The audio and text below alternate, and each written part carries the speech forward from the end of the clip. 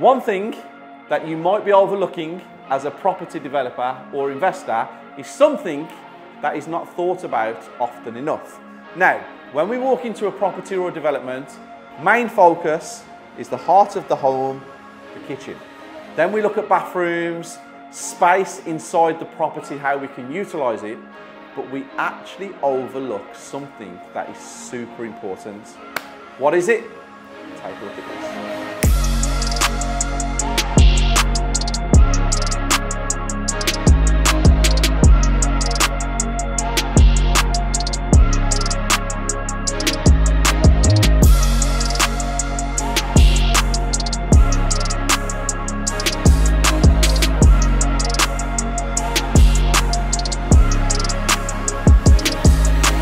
The garden. Now, you are at one of my latest developments, which is a buy-to-let, and I focus on gardens a lot. The reason I focus on gardens a lot is because I understand what people want. Since COVID, gardens are a huge part of people's lives. With staying at home and working, they were using the garden space to have a home office built, and the children, obviously, if you're in a family, are outside playing, but also entertainment. People like to have barbecues. I know we don't get a lot of sun in the UK, but when we do, we definitely make sure we utilise our gardens. So, I'm going to give you a little tour around what I have done in this property to give you a better understanding of why I do what I do to the gardens. First things first, as soon as you step out into the garden, we have the initial patio. Now, this is where people sit. You have a drink, you talk to your friends, you talk to your family, you can watch your children playing. It's a nice touch, super important.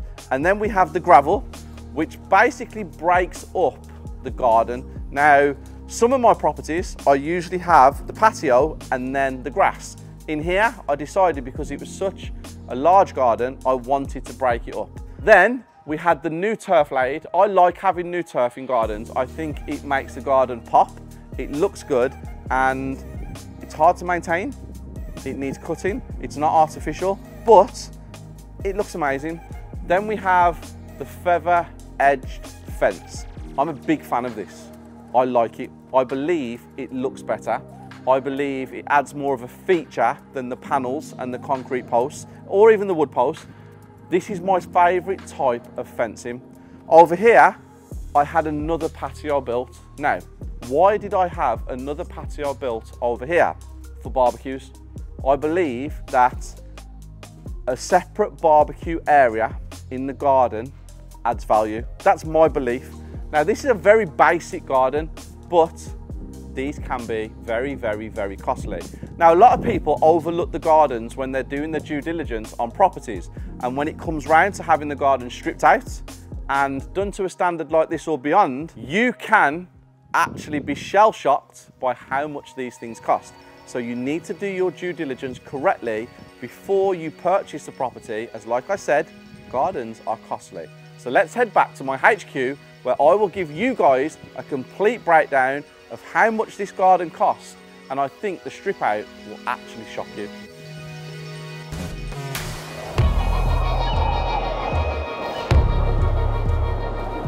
So let's get straight into it, a complete breakdown of the garden cost bit by bit, so you understand why gardens are so expensive. I have all the prices to hand from my landscaper, so I'm going to read it out to you exactly how he sent it to me. The strip out was £1,500. Then the waste, he had to get skips in, that was at a cost of £900. Then we had 2 patios done, that came in at £1,550. Then we had the grass and the topsoil, that came in at £1,750. We had the fencing done, the feather edge, that came in at £2,500. And then we had a front step done on this property, which you didn't see, and he charged me £250 for that. All in all, this garden cost me £8,300 to get it how you guys have seen it today on this video. Just goes to show, when you're doing your due diligence on your properties, make sure you get the gardens correct, because guess what? £8,300 can seriously damage your budget if you have not catered for it. So there you go, a breakdown of how a garden that looks like mine can cost you a lot of money, but it can also add a lot of value to your property. I'll see you guys soon with another video.